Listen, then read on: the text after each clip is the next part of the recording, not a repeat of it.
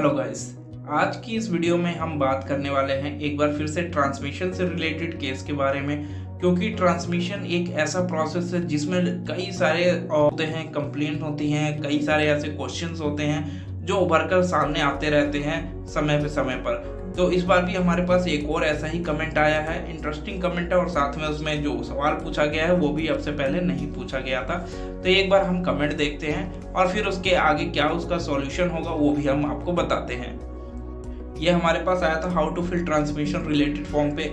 तो इसमें ये पूछते हैं, I got the transmission document from RTA but I want to know as affidavit and indemnity bond are required on stamp paper, so we need to get the type on the stamp paper. दोस्तों ये पूछा जाता है कि stamp paper पे type करवाना है या नहीं करवाना, इंडेमनिटी बॉन्ड को और साथ में एफिडेविट को, या उसे पेपर पे टाइप करवाना है। तो दोस्तों ये बहुत सिंपल प्रोसेस होता है और इसमें आपको दो तरीके फॉलो करने होते हैं। पहला तो ये कि आप बिल्कुल इसको नॉन जुडिशियल स्टैम्प पेपर पे टाइप करवा लीजिएगा 500 के और 100 रुपीज़ के, या फिर इसके अलावा आप एडेसिव स्टैम्प लगा सकते हैं जिससे कि आप इसको प्लेन पेपर पे प्रिंट करवाएंगे और साथ में एडेसिव स्टैम्प लगा देंगे जो ऑनलाइन निकलती है, वो भी आपका वैलिड हो जाता है।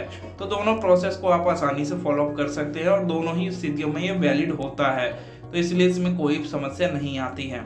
तो आपको समझ में आ गया होगा कि किस प्रकार से आपको इसमें 100 या 500 के non judicial stamp paper use करने हैं या एडेसिव स्टैम्प यूज़ करना है।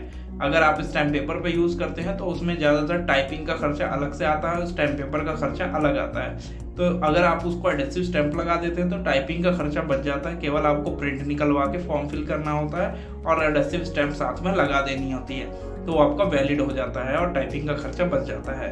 तो इसलिए ज़्यादातर लोग एडेसिव स्टैम्प लगवाते हैं। बाकी आपकी इच्छा है, अगर आप चाहें तो उसे आप टाइप भी करवा सकते हैं नॉन जुडिशियल स्टैम्प पेपर पे।